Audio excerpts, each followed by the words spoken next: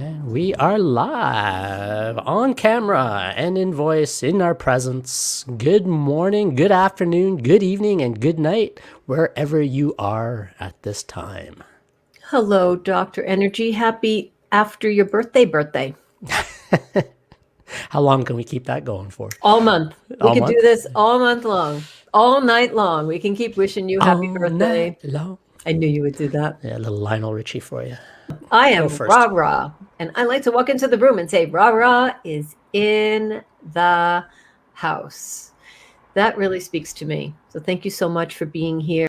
I'm Joe, Dr. Energy Piazza, and I like to bring who I am, all of who I am, to everything that I do in every single moment as much as I can.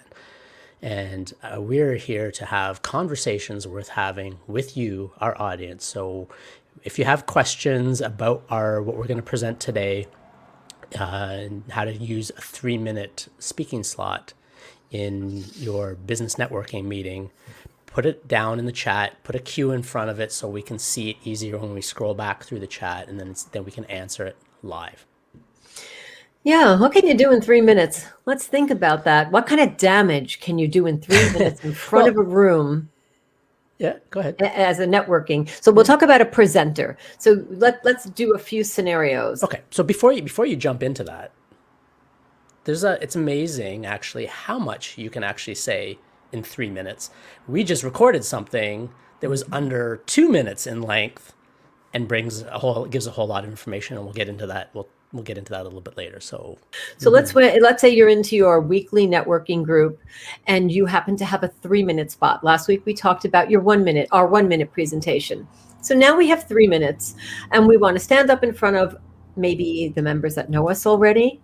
Maybe we're there 5 years. Maybe we have guests in the room. Either way, it's our time. It's our time to speak, to take the floor for 3 minutes. During that time, you can speak incessantly. You can structure your presentation.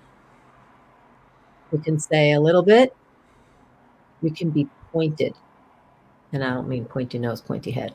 Pointed. Target your market. Speak to your avatar, your persona. So I'll give you an example of a structure. Structure would be tell people who you are, a little bit about your story, create some content so people can listen to a live situation, and then create a call to action. Now, in 3 minutes, you may want to tell everyone your story from birth. You might want to tell them how this product has changed your life. I understand you're going to be compelled to do that. I get it. I do recommend considering that you've been in front of the room before and you want to create compelling content where they don't say, there she is again. So when you think about who you are, I am Rara. I'm from New York. I was born in Brooklyn.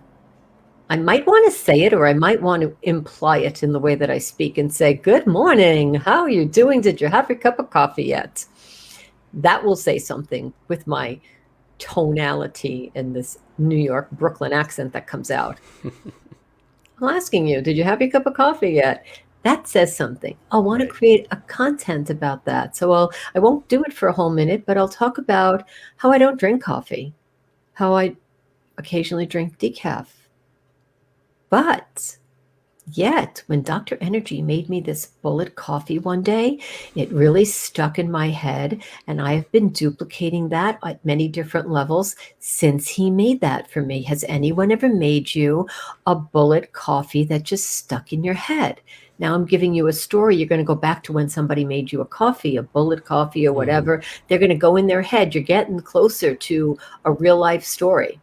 Then I might say, if you want to talk to me about, or I'm hosting an event, or I'm on a live later tonight, if you want to hang out with me on whatever I have going on, the call to action could be, I'll post the link in the chat. Join me tonight. The event is free. It's $25. It's $15. And that would be your call to action. Okay, that's one structure. Cool. Now, the other thing is just because you have 3 minutes does not mean you have to speak for the whole 3 minutes either. And definitely do not go over the 3 minutes, because if you start cutting into somebody else's time, then everybody else is going to do the same. And it's going to be unfair because there's going to be not enough time for everybody to speak. And if you're the one doing the timing at an event like this, you need to be ruthless with the timing, because you have to give everybody their fair shake to be able to give their talk. So for instance, when you get up to speak or go to stand in front of the room to speak, if you don't have 3 full minutes of an intro, some content, and a call to action, don't take the whole 3 minutes. Speak until you're finished speaking, if it's less than 3 minutes, and then you can say something after your call to action, like, I wanted to finish early so I could give somebody else some more time. And then people are like, oh, that's fantastic. Good morning, Cindy. So take the time that's allotted to you and no more. Do not take more than the 3 minutes. What is your intro? What is the content? What is the 1 or 2 pieces of information or 3 pieces of information that you want to give? And then what's your call to action that's going to bookend that? So you saw us intro ourselves this morning. Rah-rah is in the house. Or good morning, good afternoon, good evening, and good night. That's how we introduce ourselves. That brings the energy. And that's not how we introduce ourselves all the time. I have given an introduction where I stand up at the beginning and I say nothing for 10 to 15 seconds. And you better believe that all of a sudden people put down their phones and start looking like, wait a minute, there's supposed to be somebody speaking. Why isn't somebody speaking? Because it's quiet. And so these pauses and this quiet can be very effective strategies to use as well to capture people's attention. And then you need to keep it. So then you need to be relevant with your content. Muted. Hello. Okay, I'm talking to myself. So I'd like to That's a good strategy too. Talk to yourself. Move the lips, mime it, see if they catch it. I'd like to talk about two talking points. One is set expectations. So if you're the timer, if you're the moderator in a group, which I am very often, you can set expectations by saying everyone will have 60 seconds at the 60-second mark. And if you want, you can be gentle about it. You could say something. You can say, I won't interrupt you, but I'll do this at the moment. So there's no going over when you set the expectations. You let people know what you're going to do. Okay, same thing, set expectations. So this is a good rule of thumb. You're presenting 3 minutes. Tell people, tell them what you told them, and tell them again. Sometimes we are compelled to say all these different points about how great our program is, how wonderful it is to drink this coffee, how wonderful it is to apply this lotion or potion, how wonderful it is to send this card, because it makes such a difference in someone's life when they receive it. Keep it simple. Tell them what you told them, tell them again, instead of giving 47 features, because I'm not going to be able to follow you. And I don't want to follow you. I don't want to work hard when you're presenting. I would love you to take me into an experience that I find positive. I strongly recommend you don't talk about dying, death, tragic accident. Not saying you can't talk about illness, but just think about it. Think about how your audience is feeling. There is a time and a place in a quick presentation, elevating. Oh, look at that. That's a level that we like. Elevating the expectations and the emotions of everyone will surely get their attention much better than dropping them right down because you talked about a tragedy. There's a way to tell a story. If it's a long story and you can bring them back and around and you know how to do that, we can talk about that. We can talk about cliffhangers. But in this 3-minute, tell them what you told them, tell them again, and elevate it, level it up a notch. You want to elevate them, again, talking to myself, elevate them and engage them. So how can we do that? What are some of the strategies that you can do, that you can use to do that? Tell a happy story. Tell a happy story about how something your product provides, what it did for somebody else in their life. So make it about somebody else, not about you or your company. For example, in what we do here, sure, we talk about how to elevate your presentations, how to introduce yourself into a network in a networking setting. What if I instead told a story about how one of our that we were at an event and we saw one of our clients there, and they stood up and took charge of the room, had all the eyes on them, and were so engaging in their presentation. They had 3 people come over and talk to them right after their talk finished and wanting to engage their services. That's it. That's a simple story, and it's telling somebody else and putting somebody else in the spotlight rather than ourselves. Yes, when we stand up there and do the good morning, good afternoon, or rah-rahs in the house, yes, the spotlight is temporarily on us. And then we want to move it onto somebody else so that other people can be uplifted, engaged, and create clarity in their lives. You talk about other people's stories.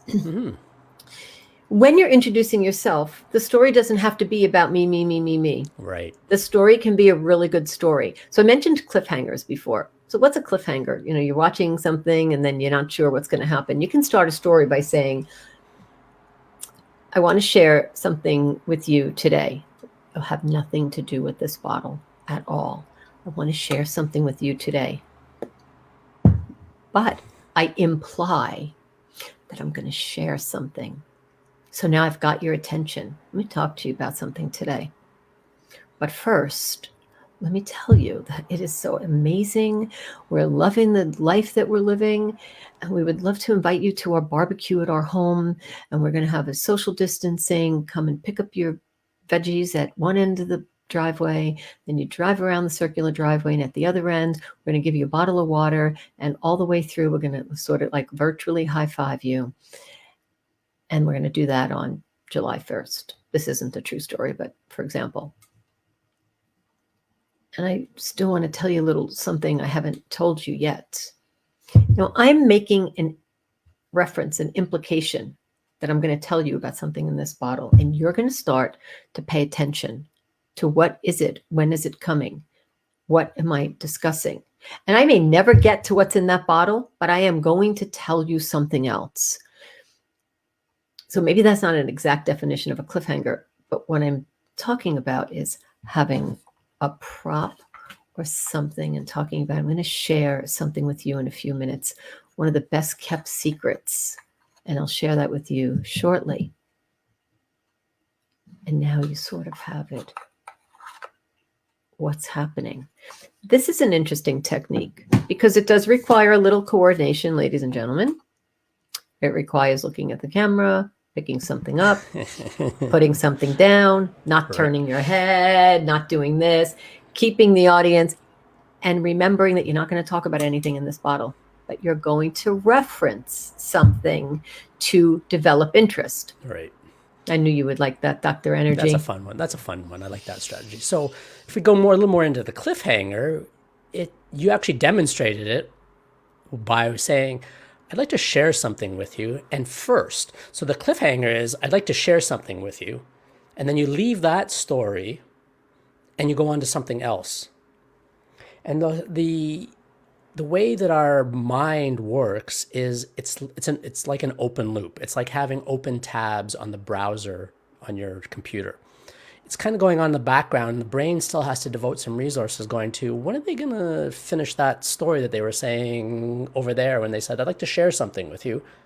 And then they moved on to something else. When are they going to get back to that? And you can do that several times. You can actually do that, nest several stories, several cliffhangers that way. And then at the end, close them if you choose, or you can leave people hanging as well. And then they have to follow up with you to find out what it is you were actually going to say. You could say, and that can even be your call to action. Follow, check in with me and find out how that story ends. There's the end of the cliffhanger. It still leaves them hanging a little bit, and they also have a way of being able to gain more information. And now it starts to create engagement, and people are like, well, I really want to know what that story is, especially if you did it in an enticing and fun, playful way. Then people are going to want to know. I love that you talked about fun and playful way, and vocal variety comes to mind. I want to talk about an event that I was at. I mentioned this before, so I want to give a little bit more time to it. I spoke about, does anyone want to get in touch with me on a daily basis to be my accountability partner for steps? So I call it accountability for steps. Right. And I asked for people to please text me their name, because if they text me and I don't know their name, text me your name and I'll add you to a group. December 28th, or whatever that date was, is when I did this. So January, February, March, April, May, we're talking about 5 months. The people that raised their hand are still in this group. There's attrition. Some people, didn't stay long enough, but there are a core group of us who every single night at 9:30 have an accountability message to each other about what we did. So what did I accomplish in this presentation? My call to action was, text me if you'd like to be my accountability partner. More than one person said yes. I created a group. We actually had some cool events, belly dancing, and we had a vision board. We went a little bit further than that. Yet every single night we are connected for 5 months. So imagine in your 1 minute or 3 minute, we're talking about 3-minute presentations, where you have an opportunity to give your call to action as, would you be willing to help me to be accountable? And if someone wants to help you, they will step up. Now, let me tell you what happened. I released 14 pounds. I am accountable to this group. We don't share all our lotions and potions. We make it short and sweet. 5 words, 3 words, 2 words. Once in a while, we go in and show what we're doing in the morning. But basically, it is accountability. And if you don't account, there's really nothing to be said except, we're not talking to you. So if you don't want to talk to us, we're not talking to you. We're not like, hey, where are you? So you put your accountability up there. In 3 minutes, you can engage with someone or some group of people. And in this case, it's 5 months. Do you think that we're developing a relationship above and beyond that 3-minute presentation? And do you think the consistency and, I would say, compliance to comply with my own request, if I would have dropped this, I would have let people down and told them an awful lot about me right from the get-go. I'm asking for your help, and then what? I don't need it anymore? I think commitment is a better word than compliance, right? Yes, right, commitment. The follow through would be a better word. Right, yes, because I'm not complying, but I did make a request, so that's a great point. I made a request, who would be interested to do this? And here you are, and not only help me, but maybe it's helping you at the same time, and if it is helping you, great. So sticking with it, a 3-minute presentation lasting for 5 months. Put some comments in and tell us if you have any experiences like that. We'd love to hear what you did, because they're great forms of engagement. Exactly. And I'd like there's our favorite word again. Engage. Exactly. All right, let's talk about impactful 3 minutes. So let's talk about a story. I'll give you another story about 3 minutes. So I want to share something that I used. It's a card story, so I'll share it. My husband and I got married 3 times. And the most recent time, I was just going to say, which time? Right. The most recent time, he asked me to marry him in a card. In a send-out card. And what I did is I created a 3-card wedding invitation. So what I did is I pulled up, I don't have it in front of me, the card he invited me to marry him. And then our wedding invitation was, he asked, I said yes. This is when we're getting married. Let us know if you're available. And then the 3rd card was telling people where we were getting married. Because if you weren't available, there was no point in giving you all the whole spiel about we got married at the Hazelton Hotel and at one restaurant. So we weren't going to say, this is the invitation and, here you are. Can you make it? Yes or no? We wanted everyone to know, because it was the third time for us. We thought 3 times a charm would be a really nice way to invite people. He asked, I said, yes, this is the date we're getting married. Can you, yes or no? And then when we thanked everyone, we took a 3-panel card and put pictures of them and us in it. I used this in a presentation, and it was really very impactful because it's a true story about our life. It happened to be unstructured. It just turned out like that. But when I looked back at it, I must have had some strategy in my mind, because 3 times is a charm. So we used that. We took the props and I shared them and I showed the pictures. Oh, look at you. I love that card I sent to you. It's Monday. Don't forget to be awesome. Let's just translate it a little bit. It's Thursday. Remember to be awesome. Right. Yeah. Right. So in my story, I use cards. If it's a true story, and if it, in this case, the 3-card panel, that's what I did. It wasn't about the cards. It was about the story. And what really makes people happy is when they can know a little bit more about you, and you're sharing something that they can go, here's when you know you got the audience. Ready? You're waiting for this sound, and then you actually shut up. Oh. As soon as the audience says that, stop talking. Go away. You're good.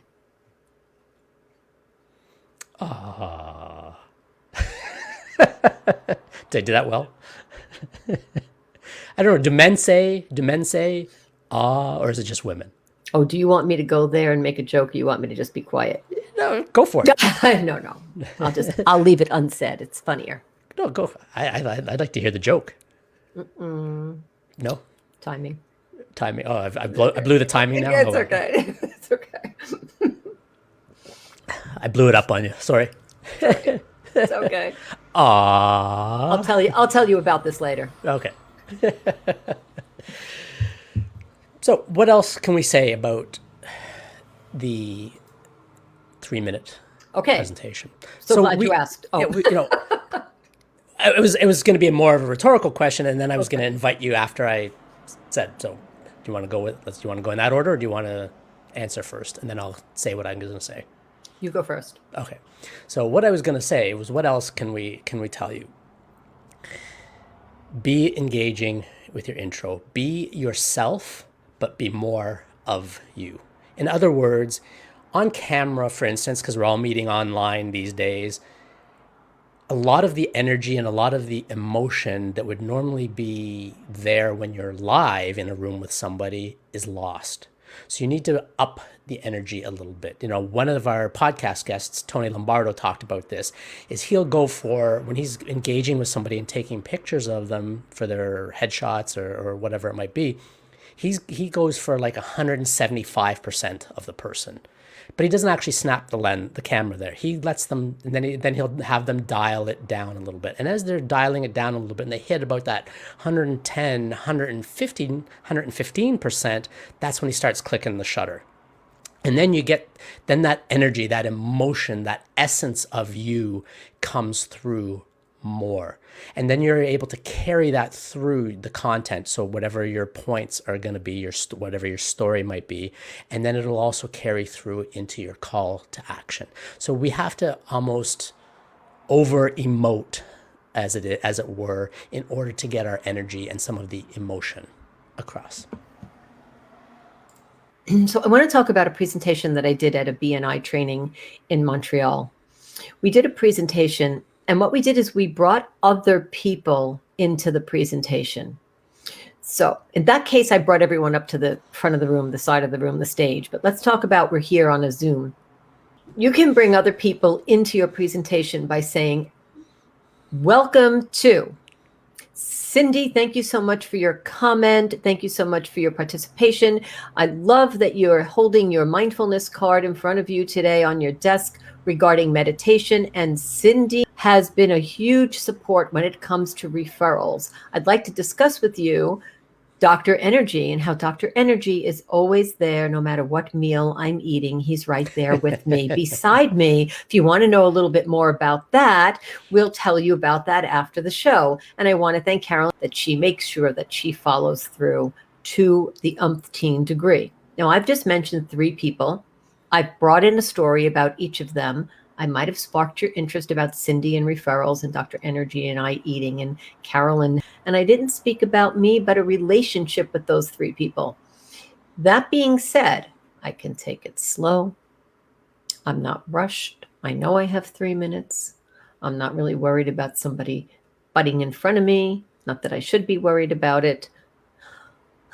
I can take a breath and I can talk about other people by highlighting Cindy, Dr. Energy, and Carolyn. You now have a chance to think about them. And I'm bringing additional value to the people that are sitting here who have networked with me. If I'm in front of a networking room, I can talk about the experience. Cindy did this the other day in her event. She talked about what she does with me and what her relationship is with me and how she contacts me and for what reason. And that was an amazing testimonial. So in the conversation, Cindy was providing a testimonial in a time slot where she knew she was going to speak and then continue presenting with her event. And I want to thank you for that, Cindy, and take that as an example. You can talk about someone else during your time and bring the attention to them. Next part, Carolyn, remember the time you had 17 referrals in the bridge networking? You stood up in front of the room and you left. By the time you got to the parking lot, 17 people had texted you. It was awesome. These things do happen. We have lived with them and we've created them. You may want to just think out of the box, think in the box, use whatever phrase you want to use, and go beyond what you're currently doing. Right. So let me ask you this question, because we want to be engaging and we want our audience to, receive some value. So I think we'll talk a little bit about call to action, then I think we'll wrap the actual teaching portion of this up and we'll answer some questions or comments from the comments. How does that sound? Awesome. Okay, so with the call to action, how do you recommend people do the call to action? Because oftentimes people stand up, you'll see people at a meeting, for more information, get in touch with me, and that's how they leave it. Or so like how can we give a better call to action? What can we say? What can we do? Where can we direct people? What are some of those considerations? Right. So people learn different ways. Some people are visual, some people are auditory, digital, kinesthetic. So if you're speaking to someone who is going to listen and not look, say what you want to say clearly. If someone wants to put their hands on a chat link, then say to them, I will put my link in the chat. If someone wants you to reach out to them, you can say, text me now and I'll get back to you by 2:30. I recommend you say what you have to say to those who are auditory. You put a link to those who want to click on it and maybe do it now or later. And give a pause to those who find that a lot of information is too much. So give the information time to digest, be digested. All right, great information. And I hear you, and I put our link in the chat. So why not like to have fun with it, right? So that's part of who we are. So we're just being ourselves, and sometimes we go a little, I don't know if too far is the right way. We get a little overextended maybe, and but we like to have fun, and we like to have fun with it. So the call to action is really being authentic about it and also being strategic. So if you have an upcoming event, then you may want to direct people to, you may not want to just have a generic call to action where you say, oh, get in touch with me, text me, blah, blah, blah, for details. I would, if it was me, I would be standing up there talking about the event in a way that it can help my audience, my target audience, my avatar audience. And then the call to action would be to take people to where that information lives. And what I like what you did there, Dr. Energy, was you didn't give all the information. You just said, go there and check it out. We have something new. It's a soft launch and you make your choice. Instead of saying, These are all the choices. And we're going to lose you real quick if we do that. We're probably going to get bored ourselves. She says, leave the listener asking either, how do you do that? Or where can I find more info? Or tell me more? Or I'd love to talk more. So you want to give them enough information to pique their curiosity and then come and find you to talk about it more. And I'll add to that, make sure they know how to find you and be there when they do find you. Nothing worse than saying, come and get me here, and then you don't answer them for 4 hours or 6 days. Let people know, if you put a message here, I'll get back to you tomorrow. I would say be clear on the expectations. Let people know, set the expectations, what they can expect, so they're not disappointed. Great point, Cindy. We have something else there, right? Yeah. The question is, she'd like to know our personal take on how do you think being relatable fits into engagement, and particularly with networking. I can give a story about that. I was invited to an all men's podcast, the only woman. I had no clue if I was going to be relatable. I was invited. I was thrilled that I was invited. I guess that was the first sign. What I did is I listened very intently. I communicated prior to that event with the people that I could. I did due diligence. I researched the people before I got into the room. And when I got into the room, I was thoroughly present. Nothing else existed. And I gave hard answers to hard questions. And I became vulnerable. But we need to do that. Like you have to show who you are. If you don't show who you are these days, people don't really get it, right? Like, just be real. Hopefully I answered your question. Yeah, I'll just tack on a little bit to that is by doing that little bit of research ahead of time, knowing who you're going to meet if you're being invited to something. If you're going in cold, that's a whole different thing. You have to be able to learn how to read the room, so to speak, fairly quickly to be relatable. The easiest way to be relatable, in my opinion, is just don't worry about saying the wrong thing. Like David says, be unapologetically you. And when it goes back to that Marianne, if you're familiar with the Marianne Williamson quote about who am I to be beautiful, gorgeous, talented, et cetera, et cetera. And because what people sometimes forget is the last part of that quote, which is, we are not here to hide our light under a basket. We're here to shine our light on the world, and in doing so, it empowers others to also shine their light. So in other words, us being unapologetically ourselves, it empowers others to be unapologetically themselves as well. So when we can do that and step into that more fully, that's going to be relatable. And I hope that answers your question. And I think we can talk about, if you have a brand, like I definitely stand beside my brand. I am my brand. It doesn't waver, it doesn't sway. When you know that about you, then you can be unapologetically you. And the point about being vulnerable is be real. Let's talk about lives. We're vulnerable on a live. Right.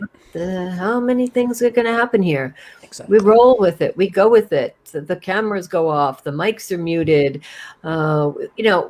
We know as a professional that these things happen, and we roll through it. We can make mention of it, but we might lose our audience. So you have to decide, imagine your digital audience. Now we're reading our digital audience. What type of crystal ball do we have to have? What's important is that we invite the people, the audience that resonates with us, so that we can be speaking a language, and hopefully, more than hoping and wishing, targeting messaging that will keep you here and keep you coming back, or invite you here and invite you to come back. So we need to be vulnerable, and we need to be real and be real good at what we do in order to have an audience that's a loyal, raving fan audience. Right. And that's super important about what you said about being engaging and relatable, is that We are awash and overwhelmed with information resources in today's day and age. You can find all the information you need by googling things or searching on YouTube and finding the answers. And you also want to be able to connect with the person delivering that information. So the way that we deliver information is going to be different than the way somebody else would deliver the exact same information. And you're going to develop a connection differently with each person. So to the people who worry that their niche may be oversaturated, I say it's never oversaturated, because your audience, your tribe, your community, your group, they all want to hear from you. They want to hear the information in your style and who you're being in delivering that style. And then the other thing you mentioned about being vulnerable is, I like to say we want to share our scars, not our scabs, when we're online and we're delivering presentations. So what do I mean by that? Here's what I mean. You want to be able to share what you learned from the experience that you went through and make it relatable to have for somebody else in their life, rather than sharing and about oversharing about what's going on in the moment, about like if you're mad at your ex or whatever. You can share a little bit about that. In my mind, if this becomes a full-on psychology session, I'm generally going to tune out. That's for me. There are other people who want to sit and be a part of a stream like that. And for me, I also want to know, okay, you've gone through this experience, and what have you learned from it? What are the lessons that I can take from your experience and what you went through? Right, that's a good point. Your audience knows what they're going to get from you. So if you have an off day or you have something that's just not exactly on your schedule, that's one thing. But your audience knows what you're going to be delivering, and that's why they're coming to you. We love that our listeners are supporting, our not only our content, but like supporting us as a community. And we also support you back. Just so you know, reciprocity is really important to us. And if you do like what we're saying today and you want to go buy us a coffee, remember, I'm going to tell you about what's in this later. I'm going to keep that story going. Yeah, we appreciate it. And we appreciate everything that you're saying. So join us again next week for part 3 of Connecting in a Network Meeting, when we're going to talk about a 5-minute presentation and how you can structure that and use that to connect with people and maybe even teach something in the moment. So we'll see you next week. Same bat time, same bat channel. See you on the other side. Ciao. Ciao.